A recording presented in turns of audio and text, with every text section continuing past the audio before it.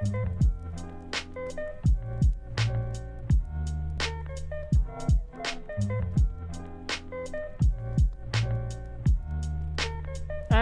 mulai.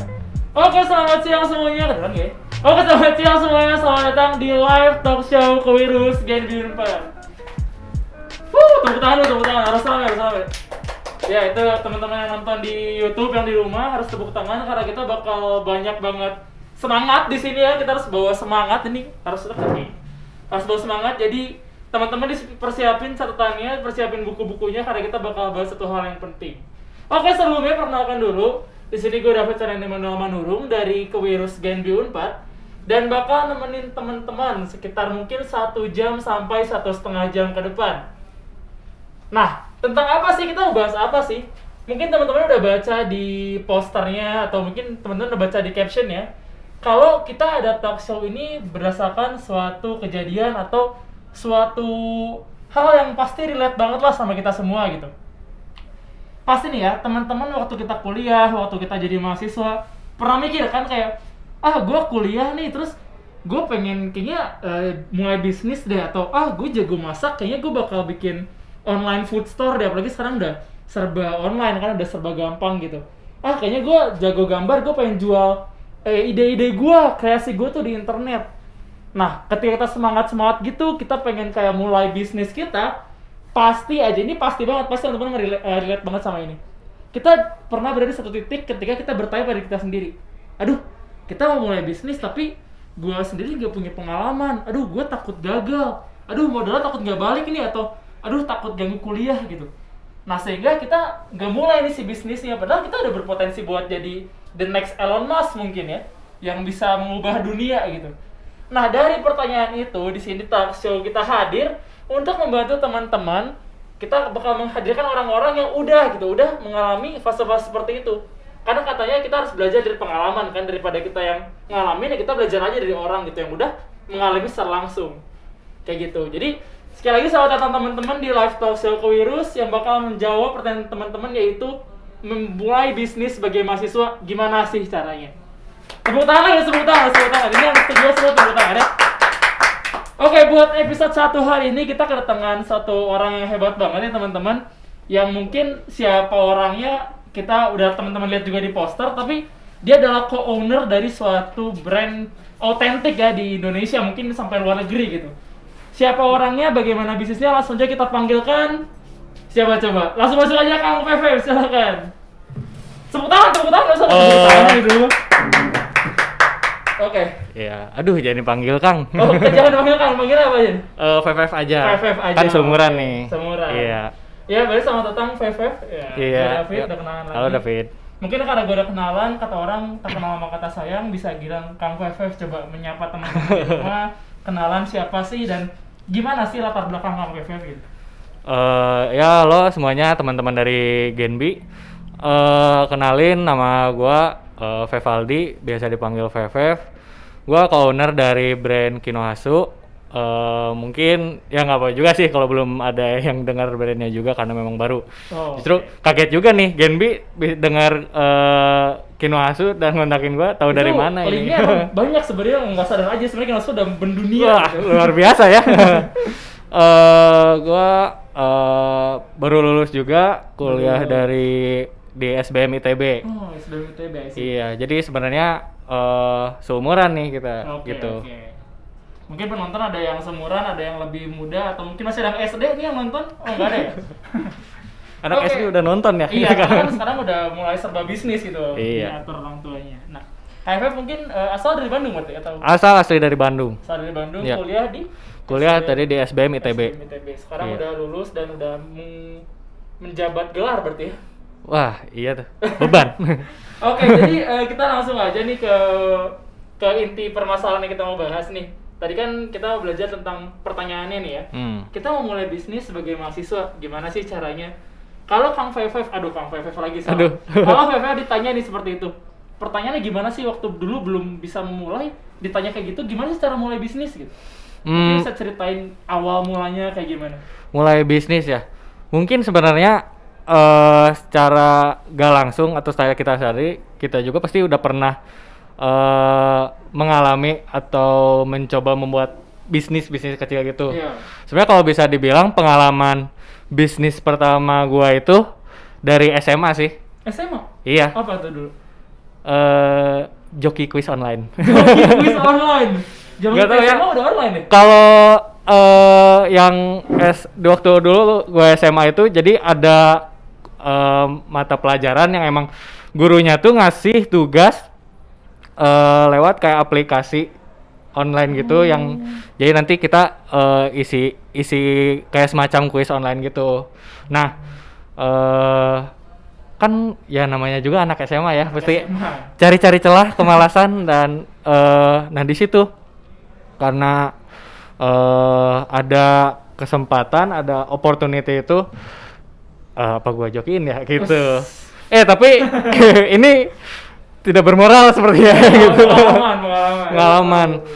Ya kayak gitu. Terus mungkin teman-teman juga awal-awal kuliah ada tugas-tugas ospek, ada yang suka ada tuh misalnya jasa buat nyediain spek-spek untuk ospek. Nah, kalau atau apa sih biasanya atribut ya, atribut biar jadikan atribut itu kalau dipikir-pikir sebenarnya juga bisnis kan. Iya, bisnis waktu kecil lah bisnis. Iya, produk jasanya gitu kita menjual gitu.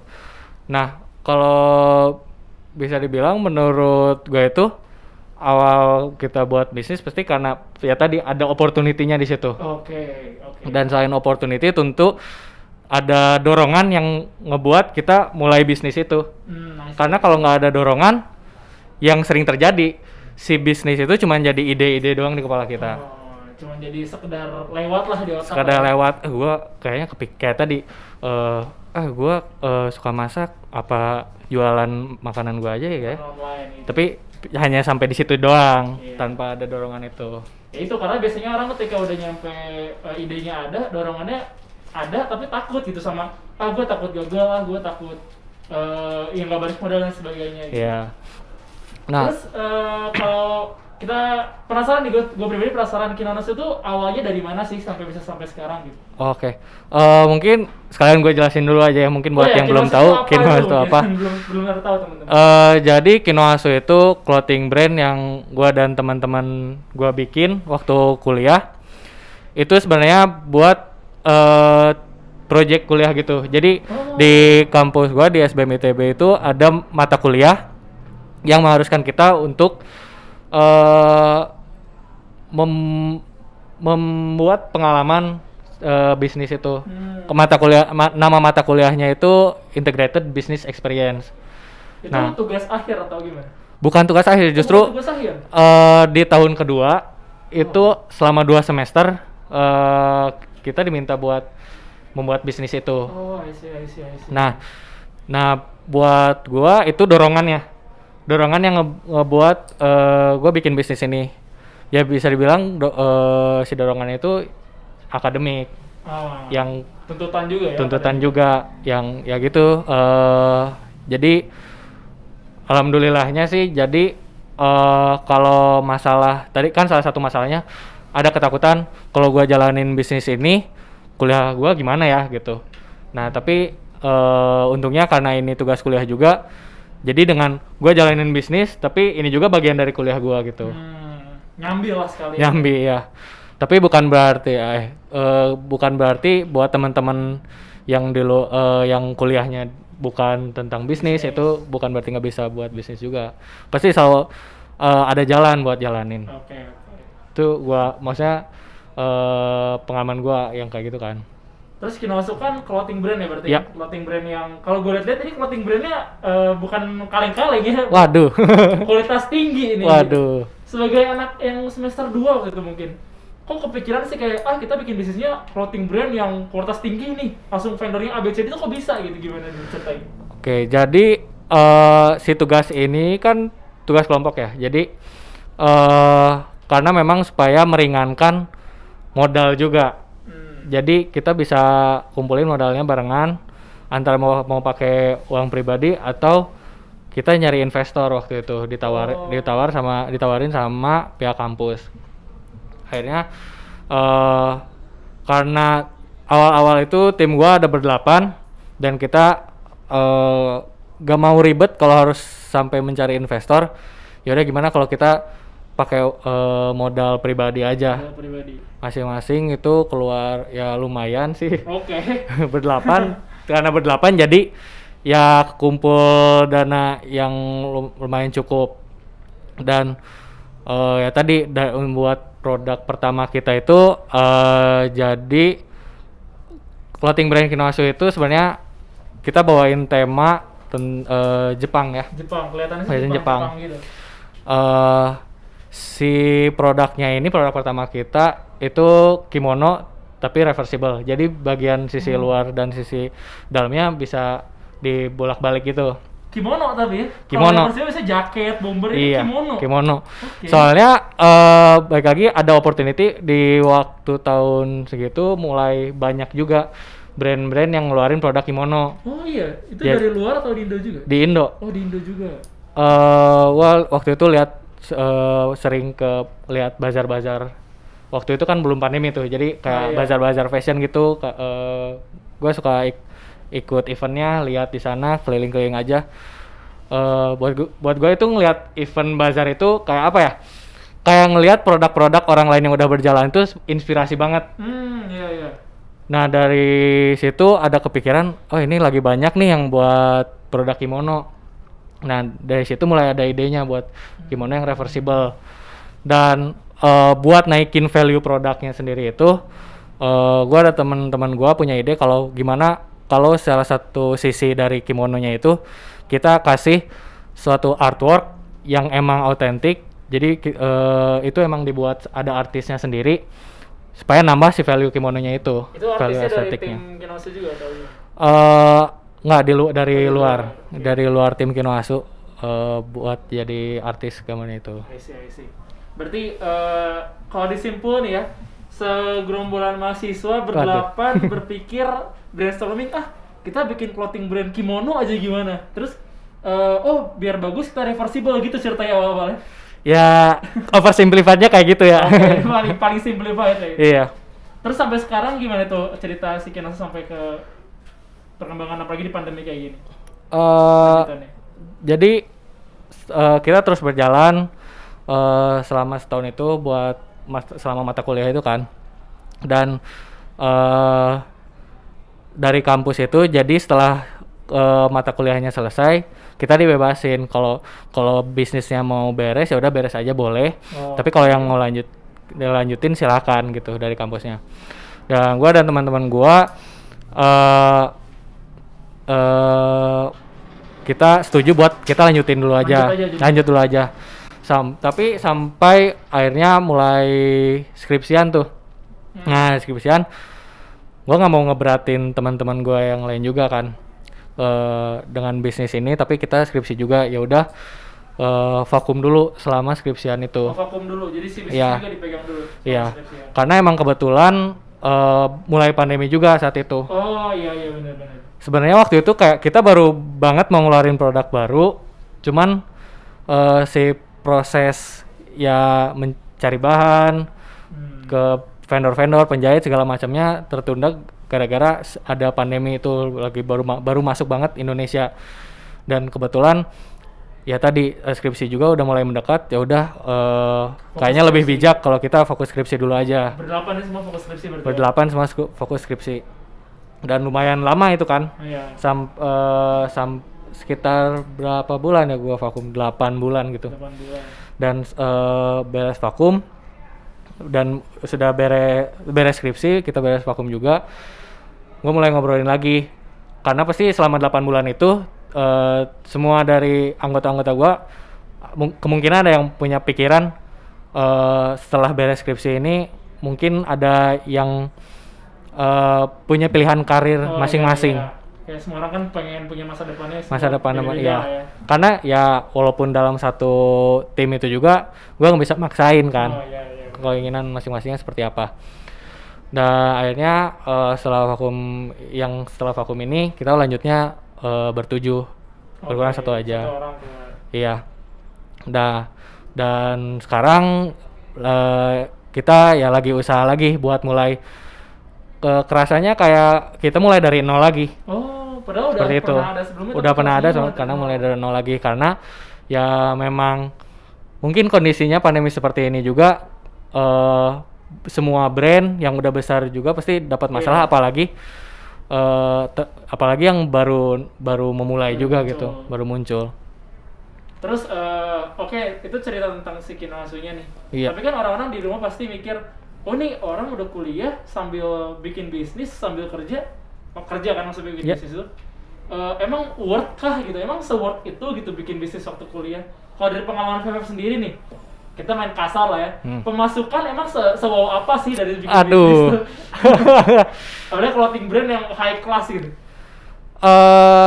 High class harga mulai tinggi tapi bukan berarti selalu masuk. Jadi kan Iya benar. iya bahan segala macamnya juga kan, dan kalau produk yang lebih mahal itu pasti putarannya juga kan lebih lamban. Iya, betul. Tapi kalau pemasukan ya dibagi 8 sih ya. Jadi ya cukuplah buat nambah-nambah uang jajan. Nambah-nambah uang jajan itu aja lah. biasanya. kita sebut. Tapi berarti ketika apalagi sebagai orang bisnis ya, Ya.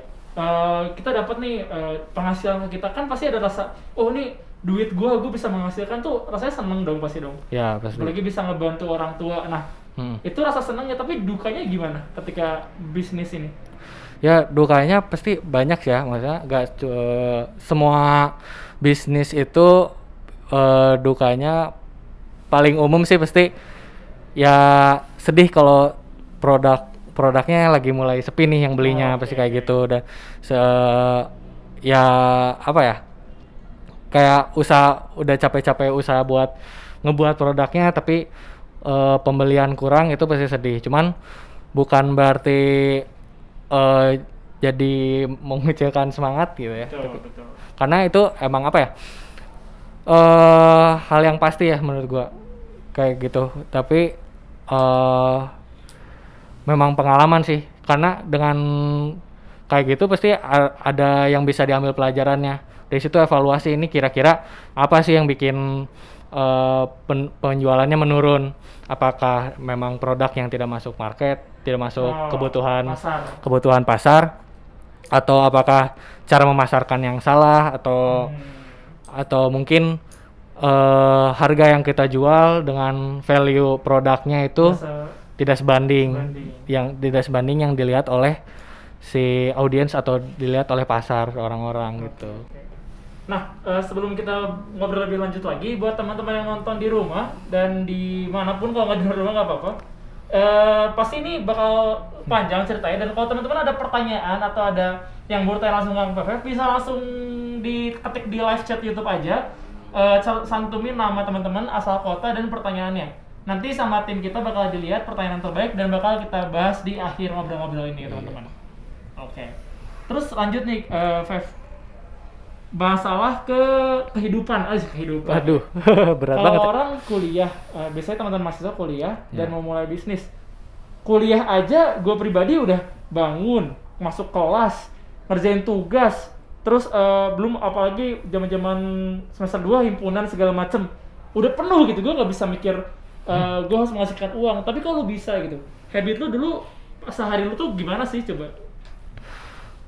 Sebenarnya tiap orang beda-beda ya buat cara mengatur waktunya. Kalau gua ini pribadi, gua pastiin ada satu waktu buat ketemu sama teman-teman yang tim Kinwasu ini buat ngomongin bisnisnya. Jadi adain kayak rapat rutinnya tiap di sehari dalam seminggu gitu.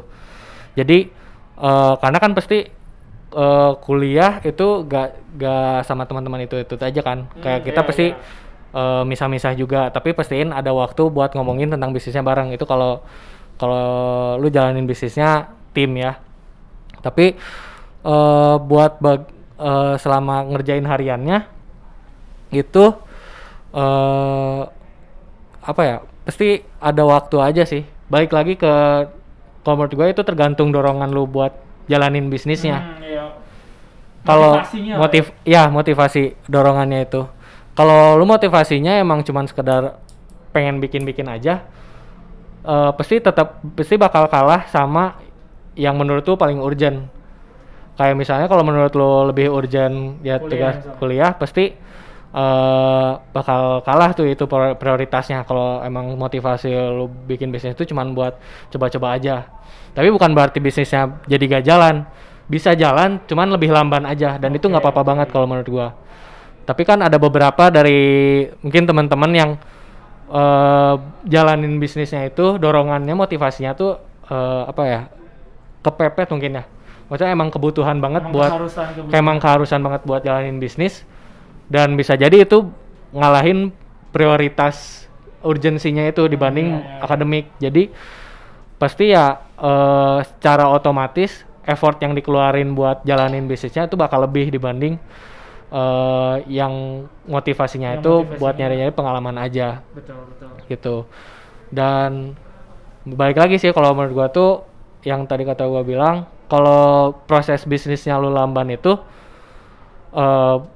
kalau menurut gua nggak masalah sih.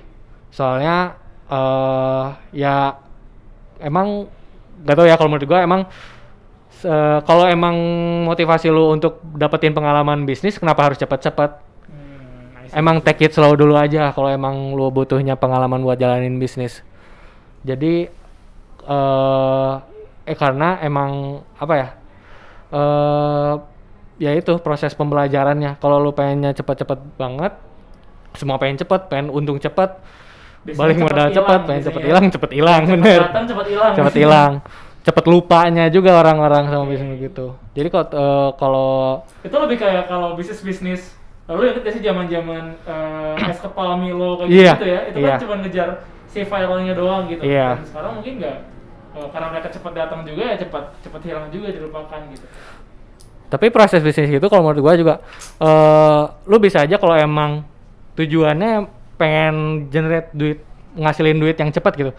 Lu bisa ikutin tren kayak gitu. Tapi lu juga harus cepat siap kalau misalnya bisnis lu harus ganti. Kayak berarti lebih ke adaptif ya? Adaptif. Ngikutin apa yang pasar mau ya kita langsung gas ke situ. Gitu? Langsung gas ke situ. Oh, oke. Sama kayak yang contoh pertama banget tadi, kalau misalnya lagi zaman-zamannya ospek, butuh atribut, iya. wah langsung sedia. Nanti giliran ada tugas kuliah apa yang mengharuskan beli peralatan apa, langsung sedia, selalu kayak gitu. Dulu waktu gua di kampus tuh pasti ada yang kayak gitu, buat mata kuliah akuntansi, finance harus ada kalkulator. Langsung tuh sorenya ada di grup tuh ada yang jualan tuh. Nah itu adaptif seperti itu. Itu termasuk ke materi pertama juga, bukan materi, maksudnya poin pertama itu opportunity-nya ada. Ini ada tadi kuliah apa, finansial butuh kalkulator, langsung ada yang jual. Jadi tapi itu berarti rebutan juga dong kalau di itu loh. Rebutan. Nah itu di situ juga belajar kan tentang adanya kompetitor dalam bisnis. Kompetitor itu adalah jual kalkulator. Jual kalkulator doang, yang ecek-ecek doang kan. Iya. Tapi ya tadi semua hal itu kalau sebenarnya kalau kita lihatnya pelan-pelan gitu ya, itu semuanya bisa dipelajari, ada sangkut pautnya sama teori-teorinya. Kayak gitu kan, rebutan kompetitor mainnya kayak gimana tuh? Produk pasti sama kan yang dijual. Iya, produk sama, kalkulator doang. Iya, cara menangnya gimana? Ya pasti dengan menawarkan harga yang lebih rendah kan, kayak gitu. Oke, saing harga. Soalnya kan kalau bisa aja sih saingan-saingan cara menang lawan kompetitornya lewat value-nya. Ini lebih banyak fitur yang mana nih kalkulatornya? Tapi kan ya udah, kebutuhan buat mata kuliah kan yang penting ada beberapa fitur tertentu doang, ya pasti kayak gitu. Berarti skill marketing juga butuh ya? Butuh pasti. Ya tadi pengalaman-pengalaman yang udah pernah dijalanin, yang gua alamin itu pas yang gua pelajarin di kampus, ternyata bisa disangkut pautin, bisa disambung-sambungin aja. Itu belajar di SBM juga ya berarti? Iya. Nah, gue jadi penasaran nih dari orang yang emang udah berpengalaman di bisnis dan kuliahnya pun di bisnis ya. Iya. Pertanyaannya kan tadi gimana cara kita memulai bisnis sebagai mahasiswa. Kalau di simplified nih, kita rangkum step by step itu apa sih? Kalau misalnya gue David pengen mulai bisnis sekarang ya, habis ini kita beres gue mulai bisnis. Apa sih yang harus gue lakukan pertama kali? Coba ya.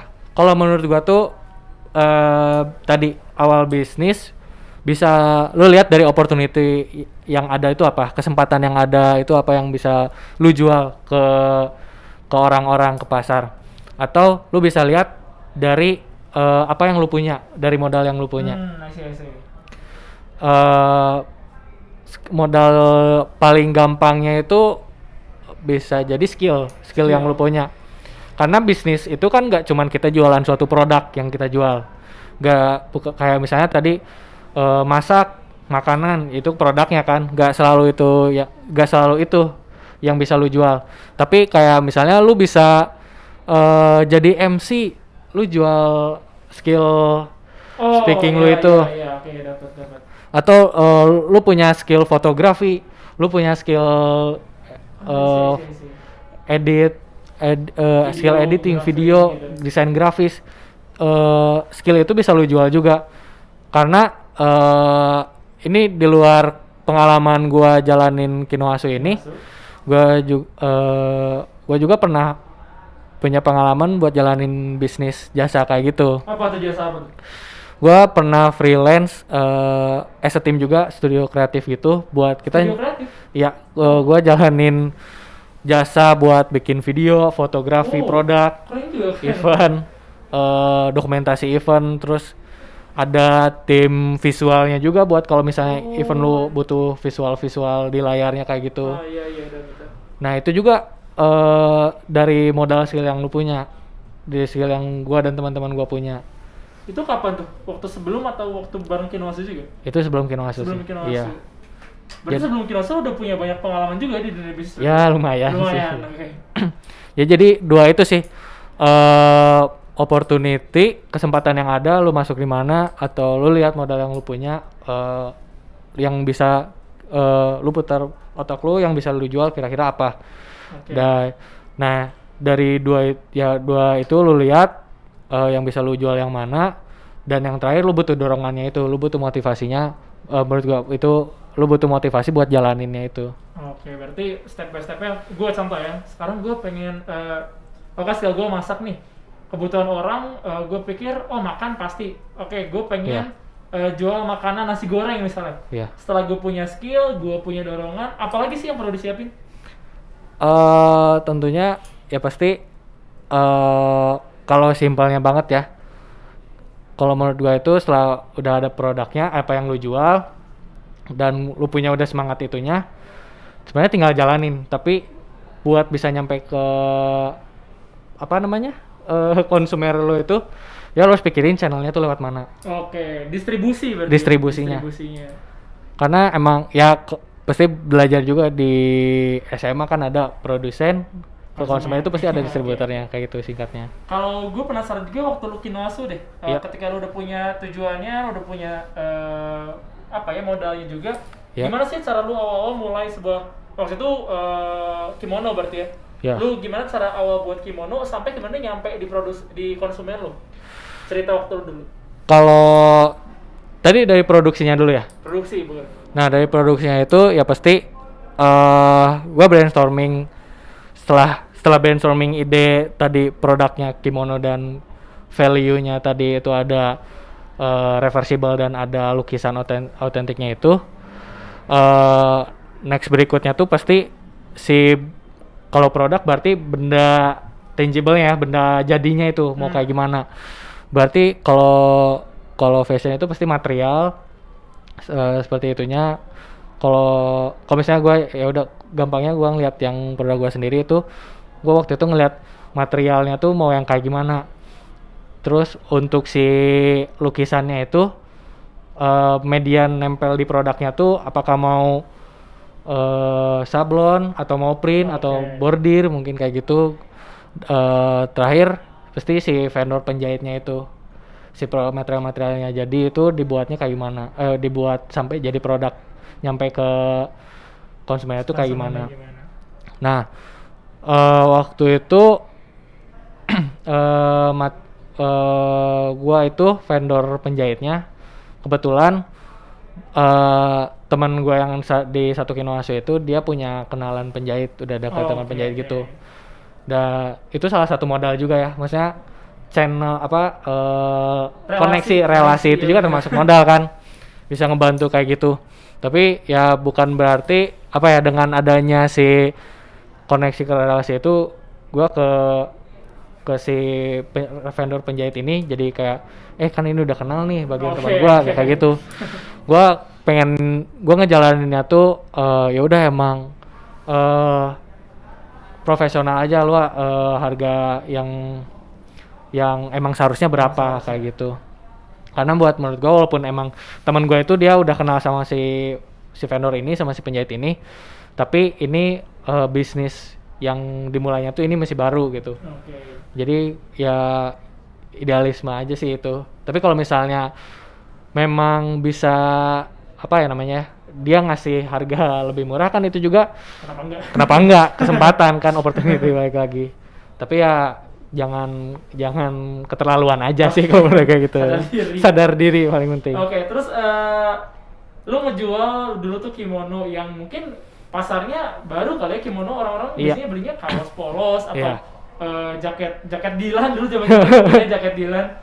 Kok lu bisa ngejual kimono gitu? Gimana cara lu nyampein ide lu nih, ide kreatif lu jual kimono ke orang-orang gitu? Gimana sih cara nyampein ini? Ini kalau produk fashion menurut gua itu pasti apalagi produk yang bisa dibilang jarang nih atau asing nih buat orang-orang, pasti kalau menurut gua ya, dan pasti banyak yang brand fashion yang lakuin itu kasih apa ya, lo harus kasih visual yang bagus gitu ke audiens lo. Jadi foto si produk itu harus emang kelihatan bagus. Dan apa ya, makanya di sosial media itu penggunaannya buat ngasih lihat produk lu tuh kayak gimana ke orang-orang. Jadi orang-orang yang awalnya mungkin ini aneh nih, baru nih, gue belum tahu apa-apa, tapi dengan ngelihat, dia udah ngelihat contohnya aja udah bagus, contoh secara langsung udah bagus juga, mulai tertanam itu kalau ini bisa nih gue pakai juga nih. Jadi tadi antara lu masuk ke pasar yang udah ada, lu jual produk yang emang udah populer, atau lu ngenalin produk baru. Berarti tadi gitu. Poin yang gue ambil adalah visual itu penting ya? Ya, untuk beberapa bisnis itu pasti penting visual. Bukan cuma fashion doang, mungkin kalau makanan juga kayaknya penting ya? Penting banget. Gue ngeliat di kayak online food gitu ya. Kalau misalnya kan biasanya dikasih gambar nasi goreng aja. Nasi goreng ada gambar template, ada yang mereka niat gitu buat fotonya. Berarti gue lebih tertariknya sama yang visualnya bagus ya. Berarti poin visual tuh emang waktu kita ngejual bisnis, visual tuh sepenting itu gitu. Apalagi kalau sekarang kan tempat dimana lu tahu suatu barang yang baru, produk yang baru pasti lewat sosial media ya. Soalnya kita mulai terbatasi ruang gerak kita. Apa yang kita lihat itu mungkin kita lebih banyak melihat hal baru itu bukan secara langsung, tapi lewat layar di komputer atau di HP kita. Nah, di makanya kekuatan sosial media itu sekarang penting banget kan. Sekarang semua bisa diatur sama sosial media ya. Ya, jadi ya tadi kan yang lu lihat ada di layar itu, hal-hal baru yang lu lihat di sosial media itu pasti jendela pertama, bisa jadi jendela pertama buat lu ngenalin produk lo itu. Dan apalagi ini menurut gua juga ya, sekarang juga selain si produknya bagus, itu cara lu buat gampang itu lewat packagingnya. Lu gimana sih cara nge-package si produk lu itu sebagus mungkin ke konsumen. Iya. Apalagi kan tadi misalnya makanan, sekarang kan pasti lebih banyaknya take away atau delivery gitu. Packagingnya juga selain yang aman, pasti yang sekreatif mungkin dan sebagus mungkin gitu. Kalau kalau packaging lo unik, atau misalnya si bonus-bonus selain packagingnya itu bagus kan, ada dorongan lebih nih orang buat bisa nge-share secara sukarela. Gitu kan. Karena merekomendasikan selain tadi makanan, fashion juga kan kayak gitu. Misalnya lu beli produk baju, mungkin ya yang lu tahu pasti nyampe ke lunya si produk bajunya itu kan. Tapi ketika si barangnya itu nyampe ke lu kan, pasti yang pertama lu lihat bukan produknya langsung, tapi si packagingnya itu. apa ya, kalau orang baru kenal tuh first impression mungkin. First ya. impression-nya. First impression ketika datang, wah packaging-nya udah cakep nih ya. Cakep nih pasti. Bisa jadi tanpa lu sebagai pemilik bisnisnya nyuruh dia buat boleh minta tolong share dong. Kalau packaging lu udah semenarik itu, udah ada dorongan pribadi orang buat nge-share secara sukarela. Wih bagus nih, gue share nih kayak gitu. Karena banyak loh orang-orang yang merasa apa ya, mereka tuh emang pengen aja nge-share hal-hal yang bagus menurut dia ke orang lain, biar dunia tahu gitu. Biar pride lah ya. Biar ada pride-nya gitu. Biar estetik lah. Ini ngerasa kayak ini kayaknya gue pertama kali nih di antara teman-teman gue yang beli produk dan packagingnya kayak gini gitu, dia share. Atau misalnya makanan kan banyak tuh, misalnya ngelihat di sosial media teman gue beli produk ini lucu nih, terus akhirnya lu ke tempat makan itu terus ngelihat emang packagingnya dia bagus juga, pengen share biar ikutin orang-orang kayak gitu kan, kayak gitu. Biar ikutin tren gitu biasanya. Iya. Tadi ya berarti packaging itu penting karena emang sebagai first impression produknya itu. I see. First impression secara langsung ya, karena first impression sebenarnya kan bisa tadi lewat visual yang lu lihat di sosial media, foto itu. Iya. Nah, yang keduanya itu ya first impression yang dimana yang barang fisiknya ada itu juga penting, penting. Oke, misalnya nih gue penasaran lagi. Gue pengen jual, mungkin gue menyanyiin Kenuhasu nih, gue pengen bikin sendal jepit ya. Iya. Gue udah bikin visual bagus di Instagram gue, udah sendal jepit paling estetik se-Bandung gitu. Packaging gue pakai packaging premium misalnya. Waduh. Terus kata orang-orang kita punya barang bagus tapi orang nggak tahu buat apa gitu. Nah sekarang masuk ke marketingnya. Kalau lu marketing sepenting apa sih, atau caranya ada gimana sih? Marketing ini kalau rada ke apa ya, ke teori nih ya. Oh, nggak apa, karena lu udah belajar juga mungkin. Aduh, sharing juga ya. Bisa Kalau langsung implementasi. Marketing itu paling dasarnya sih yang gue pelajarin dan gampang diimplementasikannya itu kan ada 4P, 4P kalau product, place, promotion, sama gue lupa satu lagi. Oke, nice. Terus pokoknya kan produknya itu pertama yang produknya misalnya tadi lu sendal jepit gue udah paling bagus nih, udah paling bagus loh, tapi udah dengan packaging premium parah, pakai lakban hitam. Iya, tapi balik lagi nih, dia premiumnya sendal jepit lu, tapi orang pakai sendal jepit itu buat apa sih? Untuk kebutuhannya apa, dan siapa sih yang beli si produk sendal jepit itu? Apakah orang-orang yang high class yang butuh premium banget, atau kayak ya udah sekedar gue ada sendal jepit aja gitu, kan bisa mempengaruhi jadi dari produknya itu. Nah terus satu lagi harga kan. Price udah. Nah harga juga ini mempengaruhi. Emang seberapa price ini harga sendal jepit lu sepremiumnya yang lu buat, tapi orang serela apa ngeluarin uang untuk beli si produk itu, buat sendal jepit itu. Price juga kan tergantung ini kompetitor sendal jepit lo itu yang lain pada di mana nih harganya. Dan gak cuma ngelihat sesama produk yang sama sendal jepit doang, tapi kan ada sendal jepit sebagai alas kaki, kan ada yang lain, sepatu dan lain-lainnya juga. Itu juga pembanding lo posisi harga lo tuh di mana. Gampangnya itu. Gue juga mau nanya, kalau sekarang gue lihat-lihat di internet, biasanya orang pada belajar, kan lo belajar SBM ya, orang pada belajar Facebook Ads kayak gitu-gitu. Itu berpengaruh banget gak sih buat bisnis? Siapa tahu teman-teman ada yang bikin bisnis terus kayak masih, ini penting gak sih gue bikin Facebook Ads, bikin Instagram gitu, itu penting gak sih menurut? Penting. Seberpengaruh apa sih?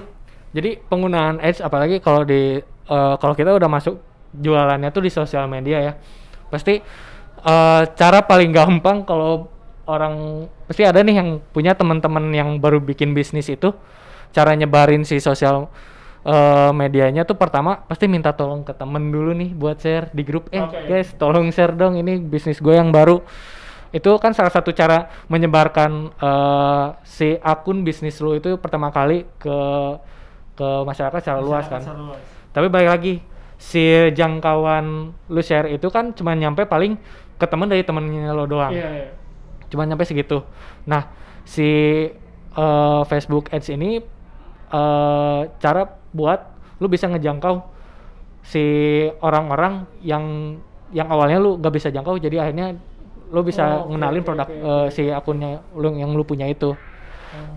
Ini kalau misalnya teman-teman udah mulai coba jualan bisnisnya di Instagram dan ada uang lebih modal buat coba memasarkan si produknya ini, boleh dicoba langsung aja sih Instagram ads-nya itu, Facebook word parah ads-nya. ya kalau Word parah. Karena emang sekarang tuh lu bisa atur dengan budget yang lu punya itu. Disesuaikan dengan budget yang lu punya itu, dan lu bisa atur sespesifik atau sedetail apa si audiens yang bakal dikirimin si ads-nya itu. Oke. Berarti yang gue tangkap, kalau teman-teman ini udah mau mulai bisnis dan marketingnya bingung, ternyata Facebook Ads dan teman-teman mungkin bisa jadi solusi yang lumayan hebat ya. Ini tambahan juga sih, kalau penggunaan si ads-nya itu kan bisa bermacam-macam nih. Kayak kayak lu bisa buat iklan buat ngenalin produk lu itu, buat ke orang-orang yang belum tahu produk lu itu apa sih produk lu itu. Jadi kayak buat orang yang belum tahu, supaya kenal produk lu itu, pasti nyarinya seluas mungkin kan. Yang penting kenal dulu nih, yang penting tahu dulu, yang penting lewat dulu aja di akunnya itu. Terus lu baru bikin iklan buat ngingetin lagi orang akan si produk lu itu. Kayak orang udah lihat tapi terus muncul lagi, lama-lama kan tertanam si produknya itu. Didoktrin.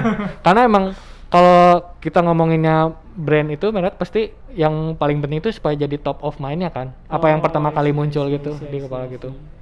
Jadi kan dengan muncul terus itu orang mulai ada interestnya ke produk yang lu jual itu. Oke. Karena yang pertama tadi kan sadar dulu nih, ada awareness-nya. Setelah ada awareness terhadap produk itu, orang baru dibikin buat interest ke produk yang lu jual. Jadi dari awareness naik ke interest.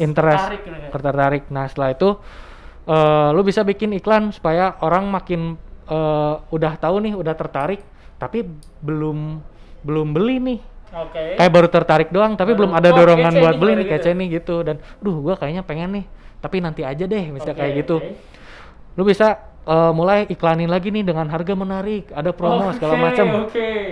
Kan orang makin kepepet gitu, kayak waduh ini gua udah tertarik dari kapan nih, tapi makin lagi ada promo nih.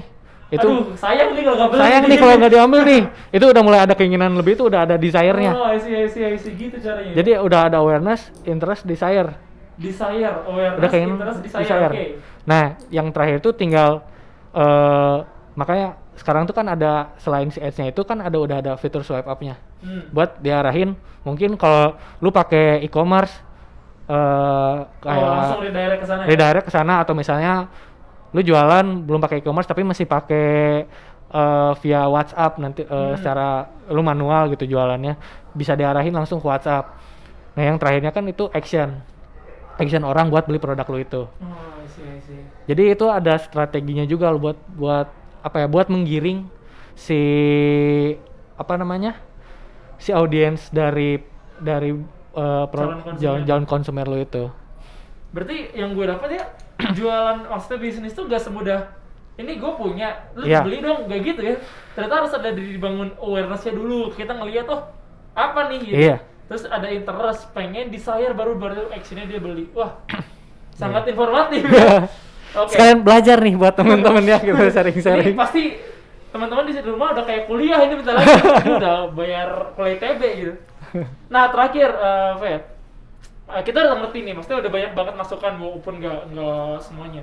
Udah banyak banget masukan dari lu ke teman-teman gimana tentang how-nya, gimana cara kita produksi, gimana cara kita mulai dari awal, mulai dari kita bikin niatnya, motivasinya, opportunity-nya kita lihat, dan sampai tadi udah ada trik-trik awareness dan teman-temannya. Ketika mungkin teman-teman udah ngalamin itu, gue pengen nanya ke lu nih tentang problem solving nya terakhir. Pernah nggak sih lu bisnis pasti ada masalah dong? Wah, pasti. Masalah apa yang bener-bener bikin lu waktu itu wah gitu, gila ini gini, gue pusing banget gitu. Yang sesuai pengalaman lu apa dikin maksudnya? Aduh, apa ya? Apakah itu tentang masalah internal lu dengan teman-teman lu atau masalah produk lu dijegal orang atau gimana? Ini deh mungkin ini deh, gua pernah mau ngeluarin produk.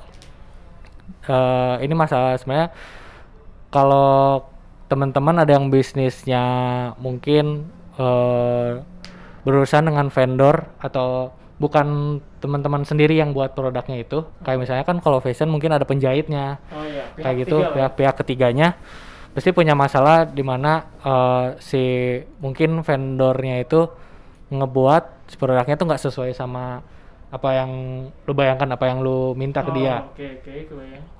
Gua pernah kayak bikin produk dan kayak gitu hasilnya tuh nggak sesuai. Nah, pasti pusing tuh gara-gara duit udah keluar. Oke.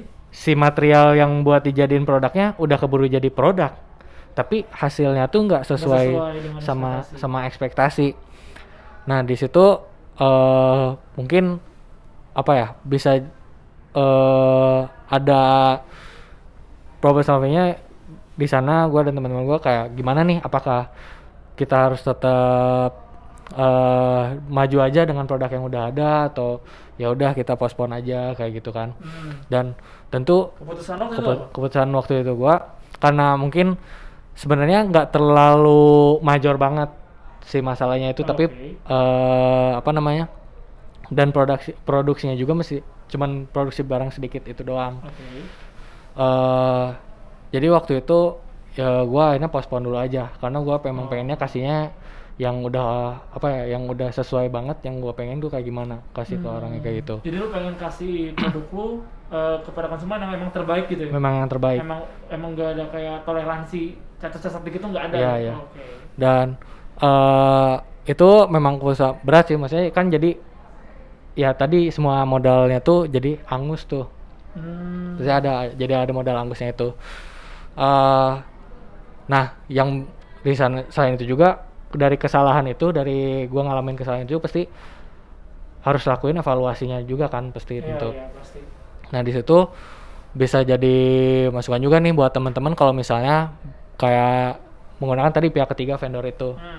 Pastiin kalau kalian tuh punya apa ya, semacam kontrak terus gitu kan, MOU lah. MOU itu penting ya. MOU penting, soalnya ini apalagi kalau misalnya kalian bisnisnya udah mulai step up lebih dan risknya itu lebih tinggi. Kan itu kenapa kalau perusahaan-perusahaan besar kan udah pasti ada legalnya kan, karena untuk urusan-urusan seperti itu kalau misalnya ternyata ada kesalahan, dengan adanya MOU itu bisa ada hitam di atas putihnya. Ini kalau ada dispute, maksudnya kalau ada masalah seperti itu, caranya tuh gimana, kayak nyelesainnya, siapa yang salah kah? Apakah kesalahannya ada di vendor dan dia yang tanggung semua kerugiannya, atau di kita itu kesalahan kerugiannya. Jadi itu bukan apa ya, sebenarnya bukan menjamin banget akhirnya nggak ada masalah, tapi kayak asuransinya. Istilahnya kita jalanin bisnis itu kayak jalan di atas tali tambang. Nah, si ini tuh si legal dan segala macamnya itu bertugas sebagai kayak jaringnya gitu. Lu tetap jatuh, cuman seenggaknya nggak jatuh ke jurang banget ya. Oke, paham. Berarti kayak gitu. Yang salah satunya itu sih. Salah satu tips buat kita problem solving itu ya itu kita di atas putih ya ternyata kalau di bisnis ya. MOU seperti itu. Oke, ini sebelum gue lanjutin lagi, gue mau lagi teman-teman, buat ada teman-teman yang ini kan situ udah banyak ya. Kalau teman-teman mau bertanya langsung ke VFF atau tentang bisnis teman-teman juga, atau mau dianalis mungkin saya bisa langsung di live chat aja, karena kita juga ada hadiah GoPay buat penanya terbaik. Jadi teman-teman bisa langsung bertanya aja, siapa tahu pertanyaan teman-teman kita bisa bahas dan teman-teman dapat uang jajan. Oke, lanjut lagi Bev. Mungkin ini kayak materi penutupan lah ya. Setelah lu sebagai orang yang udah mengalami bisnis selama dari semester 2, mungkin dari awal-awal lu tadi studio itu, apa sih mental apa sih yang harus dipunyai oleh seorang businessman atau orang-orang yang mempunyai bisnis gitu? Ya. Mindset apa sih yang harus dimiliki? Ini menurut gua pribadi berarti ya. Menurut lo pribadi aja. Menurut gua itu gua sebenarnya gua ngerasa gua belum layak untuk dijadiin kayak sebagai apa ya, sebagai panutan gitulah. Enggak, karena ya umur gue juga masih sepantaran, gue juga masih muda dan dibilang bisnis gue sukses juga menurut gue belum sih. Gue masih belajar juga sama sekarang gimana sih cara jalanin bisnis yang benar, gimana sih merintisnya juga itu. Ya, mungkin cuman gue punya kesempatan buat start lebih duluan dibanding teman-teman kebanyakan. Oke. Karena tadi gue ada kesempatan, ada opportunity buat bisa ngejalanin bisnis gue dibantu dengan adanya mata kuliah tersebut dan bantuan teman-teman gue yang lain yang sama jalanin bisnis gue di Kinohasut, bisnis gue yang studio kreatif itu, atau kesempatan gue buat jalanin freelance sendiri. Tapi yang gue pelajarin dari semua itu, menurut gue itu yang penting ya kalau kalian emang punya keinginan buat jalanin bisnis, pasti cara terbaiknya ya jalanin dulu aja. Oke. Jangan banyak kepikiran, jangan terlalu banyak planning segala macam, tapi akhirnya nggak jalan-jalan karena keburu nanti opportunity-nya lewat. Lu pengen masuk, lu misalnya ngelihat ada opportunity, ini lagi tren sesuatu, gua mau masuk, lu nyiapin bisnis plan segala macam, tapi lu kelamaan di planning, akhirnya kelewat si trennya itu. Lu udah keluar produk, tapi ternyata trennya udah lewat, bisa kayak gitu. Atau jangan terlalu tergesa-gesa tanpa planning sama sekali. Kayak tadi lu misalnya lu pengen ngeluarin suatu produk, yang penting gua bikin dulu, gua punya modal ini, misalnya sendal jepit tadi, lu udah bikin sendal jepit premium, packaging premium, modal udah keluar banyak buat bikin produk sebagus itu. Tapi tidak ada plan karena ternyata salah cara lu ngejual seitunya, akhirnya lewat. Tapi dua-duanya tuh bisa diambil, dua-duanya tuh ada kesamaan karena lu bisa belajar sesuatu dari dua-duanya itu. Lu bisa dari kedua kesalahan itu lu bisa ambil pelajarannya. Nah itu sebenarnya advantage dimana kalau lu emang udah jalan duluan, lu udah punya pengalaman, lu udah punya ngerasain sendiri kesalahannya itu seperti apa, dan ya lu belajar dari kesalahan itu, ya jangan, kalau bisa jangan sampai diulang lagi. Dan supaya lu benar-benar jalan terus, step up, dan bisa mulai ya lama-lama bisnis lu juga bisa step up. Jadi yang gue dapat dari cerita lu barusan, yang kan tadi ada dua tuh, ada bagian kita bener harus kita apa ya, kita ngelihat kita punya ide bisnis nih, tapi kita plan gak pernah gerak ya, ya nggak guna juga gitu. Tapi ketika kita datang, kita punya ide, nah udah langsung aja tadi kayak gue sendal jepit premium itu, tapi tetap nggak ada plan, itu salah juga. Nah berarti nggak ada cara yang maksudnya apa ya, ini tuh pasti benar gitu, nggak ada gitu kan? Nggak ada. Dan sebenarnya gue ngelihat gitu ya, maksudnya di sekitar gue yang memang karena gue kuliah di bisnis, teman-teman sekitar gue, dan atau misalnya gue ngelihat orang lain yang karena gue bisa bilang memulai bisnis ini emang entah tren atau emang kebutuhan, karena emang lagi pandemi seperti ini kan, orang butuh ada yang karena ngelihat orang lain mulai bikin bisnis jadi pengen ikut-ikutan, atau emang karena kebutuhan mereka harus mulai bisnis gitu kan.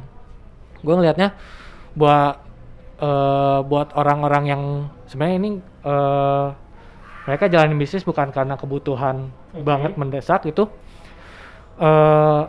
lu pengen bikin bisnis itu, kalau misalnya lu nggak terdesak banget, kenapa harus cepet-cepet, kenapa harus pengen cepet-cepet banget sih? Sabar dulu aja gitu. Karena dan buat teman-teman yang udah jalanin bisnis dan mulai lagi ngerasa nih bisnis lu tuh nggak sekencang orang lain yang lu lihat, gak sekencang teman-teman itu, ya jangan cepat merasa kalau bisnis lu itu gagal. Maksudnya bisa jadi lu bisnis lu itu bisa berhenti dan lu mulai bisnis yang baru lagi. Bisa jadi kayak gitu atau bisa jadi emang bisnis yang lu jalanin itu mesti panjang jalannya. Jadi cukup bersabar aja, misalnya karena apa ya? Emang bahasanya tuh emang cepat-cepat mau kemana sih kayak gitu kan? Soalnya sebenarnya memang banyak yang kita pasti gara-gara terdorong ngelihat sekitar kita tuh banyak yang sharing kisah sukses orang lain yang di umur masih muda gitu. Iya, banyak banget tuh. Banyak banget kan, dan itu pasti jadi motivasi buat kita buat bisa seperti itu. Tapi jangan jadi sebaliknya, jangan jadi itu malah jadi hal yang mengucilkan semangat kita. Iya. Duh dia dengan umur umur gitu udah jago banget, gua masih segini masih rebahan di kasur nih. Scroll TikTok Kayak gitu. Jangan jadi sebaliknya. Karena ya bisnis itu juga banyak kok yang mereka baru di umur berapa baru sukses. Maksudnya kalau lo emang gak seterdesak itu, take your time kalau menurut gua. Take your time buat ngerasain dulu semua experience kegagalan lu itu, buat belajar itu. Take your time to learn, take your time to experience all the mistake. Oke. Merasakan semua kesalahan dulu gitu. Iya. Berarti yang gue dapat di sini apa ya? Mental yang harus kita punya kalau kita mau mulai bisnis tuh pertama sabar berarti ya. Iya. Ya udah gitu, enjoy the process aja gitu. Enggak usah ya tadi kata buru-buru mau kemana sih? Ya udah gitu lo enjoy. Karena yang penting tuh bukan apa ya? Bukan teori tapi pengalaman ya. Karena semua orang pengalaman bakal beda-beda dari pengalaman lu tuh. Semua orang bakal ya gagalnya orang ini yang belum tentu gagalnya di gua, berhasilnya orang ini belum tentu berhasilnya di gua gitu. Jadi dua poin penting yang gua dapat dari mindset yang harus kita punya sebagai orang yang mau mulai bisnis adalah sabar dan ya udah enjoy pengalaman lu gitu. Lu let it flow lah, maksudnya ikutin arusnya, jangan apa ya, maksudnya jangan buru-buru terus lu gagal sekali gua udahlah berarti gua di sini gua gitu. Lu harus ada apa ya, perseverance-nya juga, lo harus gigih gitu. Kalau jangan, kalau kalau emang lu bener ingin jalanin bisnis, ya lu jangan patah semangat karena kegagalan sekali dua kali. Karena justru semakin lu sering gagal, lu semakin belajar banyak kan kalau dengan bisnis itu. Dan apa ya, jangan misalnya lu sekarang sebenarnya pengen punya bisnis, tapi lu ada opportunity untuk kerja dulu lah. Itu bisa mungkin ada yang berpikiran kalau waduh gua stop dulu nih dari mimpi gua buat jalanin bisnis sendiri karena gua harus kerja. Tapi kan dengan kerja itu lu belajar hal lain, lu belajar dari sudut pandang yang lain. Oh iya, benar. Lu jadi bagian dari suatu bisnis yang jauh lebih besar juga kan. Dan itu ya tadi lu bisa ambil semua hal itu bisa diambil pelajarannya, mulai kayak balik lagi yang pertama banget kayak hal seecek-ecek lu jual kuis itu ya jadi joki. Terus apa? Prospek. Iya jadi penyedia atribut-atribut gitu. Kita tuh harus detik ini juga teman-teman dimanapun teman-teman di posisi teman-teman hidup manapun ya. Coba lihat segala teman-teman bisa pasti ada yang bisa diambil berarti ya. Ada yang bisa dipelajari buat kedepannya entah itu bisnis maupun yang lain gitu. Ini dalam banget sebenarnya. Oke, Fev, jadi kita ada pertanyaan nih pertama. Mungkin gue bisa bacain dari Zaupi dari Subang. Pertanyaannya, niat bisnis itu selalu ada, Fev katanya gitu. Niat bisnis selalu ada, tapi selalu merasa tidak percaya diri gitu, selalu merasa insecure lah kasarnya dengan apa yang mau dia mulai gitu. Nah, tipsnya gimana sih biar lu percaya diri dengan ide bisnis lu? Pertanyaannya kayak gitu. Aduh, berat juga ya, maksudnya ini menyinggung insekuritas. Aduh. Sebenarnya mungkin apa ya, susah juga ya. Pertama mungkin apa sih yang bikin lu insecure sama ide bisnis lu? Maksudnya entah jasa mungkin apa sih yang ngebuat lu gak pede sama jasa yang lu tawarkan, atau kalau misalnya produk, apa sih emang yang bikin lu gak pede sama produk yang lu mau jual? Mungkin kalau menurut pengalaman gue ya, misalnya kalau dari sisi jasa, gue dulu ada juga sih maksudnya kayak insecure sama skill gua misalnya gua waktu itu ada freelance buat graphic design dan fotografi juga kan. Tapi gua ada rasa keraguan dengan skill yang gua miliki karena gua kan nggak ada dasar apa ya, maksudnya nggak ada background akademik di desain atau di fotografi. Itu kan jadi apa ya, mengurangi value apa yang bisa gua tawarkan ke klien-klien. Tapi kok lu itu bisa gua. gitu, lu udah nggak punya basic tapi lu kok berani sih, nah gimana Nah, sih lu? sebenarnya ya itu kalau gua itu masalahnya ke seberapa harga yang gua tawarkan ke klien gua, berapa sih value dari skill yang gua tawarkan. Nah, yang penting itu apa ya, lu jangan bohong banget, maksudnya jangan bohong banget tuh. Lu boleh menutupi kekurangan skill yang lu punya. Kalau jasa ya, kalau skill yang lu punya, tapi jangan jadi ngasih ekspektasi terlalu tinggi ke klien lu, tapi nanti hasil yang lu tawarkan terlalu di bawah. Jadi keep it sesuai dengan apa yang skill yang lu punya. I see. Mungkin kayak gitu. Atau kalau produk misalnya apa sih yang bikin insecure, emang produk lu nggak pede sama produk lu tuh kenapa?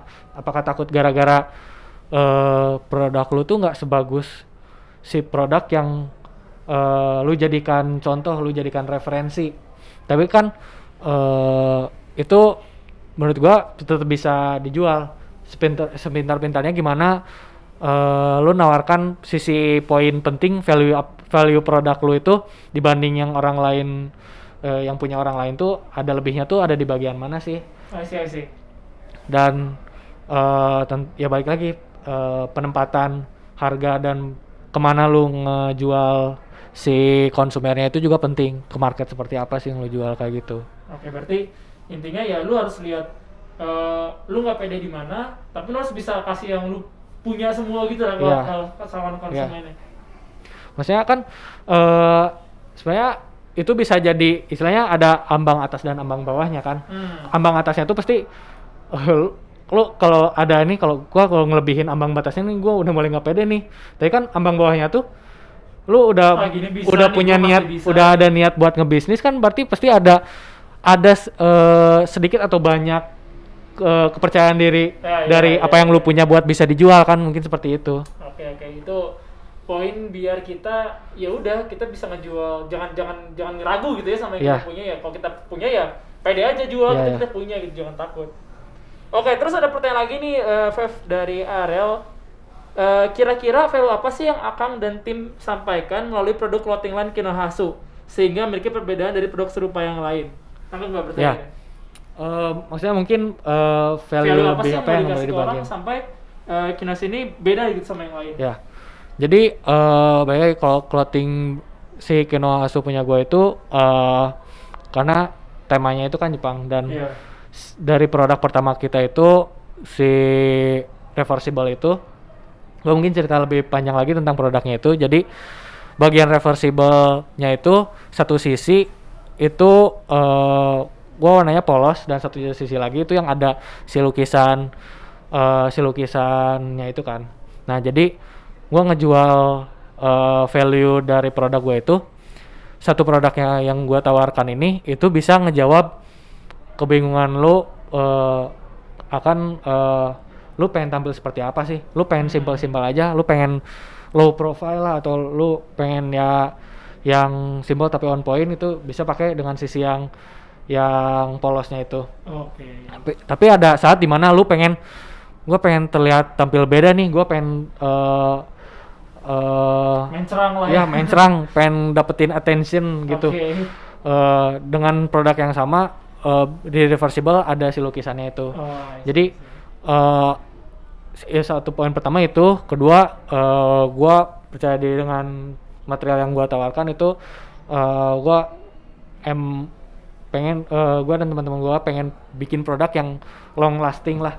Jadi tahan lama, dan kayak lu bisa pakai produk ini tuh nggak cuman wah udah baru 6 bulan udah belel lah, udah bisa harus diganti, udah lama itu kedua.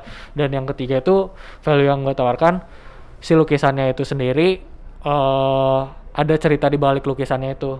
Jadi walaupun memang tema modelnya kimono Jepang dan lukisannya juga stylenya emang Jepang gitu, tapi cerita yang gue angkat itu cerita-cerita yang lebih dekat ke gue dan teman-teman gue masa kecil gitu. Karena itu gue bawain cerita, karena kan lukisan-lukisan Jepang itu emang tentang folklore-folklorenya mereka. Dan gitu. ini gue bawain tentang folklore yang gue denger waktu masih kecil gitu, folklore Indonesia kayak gitu. Gue bawainnya di sana. Dan si lukisannya itu bukan beli, tapi emang dibuat langsung, ada artisnya sendiri. Jadi emang original. Ini penting juga sih buat misalnya teman-teman yang pengen berbisnis itu, pastikan kalian jangan nyuri ini orang lain ya, karya orang lain. Originalitas. Kalau kalian bisa bikin sendiri, bikinlah sendiri itu, karena emang poin lebih. Karena itu kan maksudnya usaha jerih payah kalian itu, si apa yang kalian buat itu, karya yang kalian buat itu. Dan kalau misalnya ternyata harus banget bukan pakai punya lu, pastikan kalau lu beli si hak buat menggunakan si karya itu. Oke. Apa ya biasanya kalau desain gitu ya harusnya? Iya, ada apa ya namanya, hak ciptanya, hak cipta kayak gitu. Itu kan dari mikir. Oke, ternyata kita ngobrol udah lumayan lama ya. Wah, iya. Jadi gue pengen coba simpul ini tentang apa aja yang gue dapat dari ngobrol kita dari tadi, dari awal. Ya. Pertama, kalau teman-teman mau punya bisnis tuh, yang pertama harus dilihat opportunity atau kesempatan nih. Coba teman-teman lihat di sekitar teman-teman ada apa aja, ada kesempatan apa aja gitu. Itu hal penting pertama. Dan kedua adalah dorongannya. Teman-teman udah lihat opportunity tapi nggak mau buka bisnis, ya buat apa gitu. Kalau di sini kan case kita ya orang-orang udah pengen bisnis, dan mereka pasti udah punya semangat bisnis, sudah ada dorongannya dan opportunitas dilihat. Dan kedua adalah poin penting kalau kita mau mulai bisnis adalah adaptif gitu. Kita harus melihat juga, kita jangan apa ya, kita harus menyesuaikan sama pasar. Terus tadi Fev juga sempat nge-share tentang ini yang gue juga berdapat tuh. Ada konsumen lihat dari tadi apa, awareness-nya dulu, interest, desire baru action. Nah itu mungkin teman-teman bisa belajar baru ya. Jadi target atau strategi teman-teman harus dimulai dari situ kayaknya. Gimana cara konsumennya aware dulu, oh ada produk teman-teman nih atau ada bisnis teman-teman. Baru ke apa tadi? Interest. Oh udah mulai, wah ini cakep nih harus beli, tapi tartar kapan-kapan gitu. Baru desire yang wah dia harus beli sekarang, baru actionnya beli kayak gitu. Dan yang terakhir, mindset yang harus kita punya ketika kita mau bisnis adalah gigih yang pasti. Sabar dan enjoy the process. Jangan minder gitu ya. Enjoy aja, nikmatin semua kesalahan dari kata Fev. Mungkin itu yang bisa gue angkat dan mengakhiri sisi perbincangan kita hari ini. Dari lu tanya ada yang mau disampaikan ke teman-teman lagi nonton maupun live atau replaynya nanti? Pesan buat teman-teman palingnya paling ngulang-ngulang lagi aja sih kayak tadi. Kita juga kan sebagai masih muda nih, kita generasi muda itu ya tadi harus sabar. Kalau lo emang pengen jalanin bisnis itu gigih aja. Lo masih punya banyak banget waktu buat belajar, buat ngerasain salahnya dulu, experience. Pokoknya jangan ya tadilah, kalau sekiranya lo mesti dikasih kesempatan buat gak sepepet, gak sebutuh itu buat ngejalanin bisnis, ya take your time to learn, take your time to experience all the mistakes. Take your time and take your time to learn. To learn every mistake, itu quotes yang paling menurut gue kayak hari ini. Oke, mungkin sekian, makasih banget buat Fev waktunya. Dari Genbi juga karena udah menyediakan sertifikat yang nanti bisa dikasih ke Fev. Ini pura-pura aja sertifikat ya. Bisa diedit kan ini? Oke, mungkin segitu aja hari ini teman-teman. Makasih buat teman-teman yang udah nyempetin nonton juga, dan semangat terus teman-teman bisnisnya. Jangan lupa kita juga ada episode 2 dan nanti mungkin bakal lebih menarik lagi dan lebih seru lagi. Jadi tetap stay tune terus di Talk Show Kewirus Gini 4. Sekian teman-teman, selamat siang dan terima kasih. Bye bye.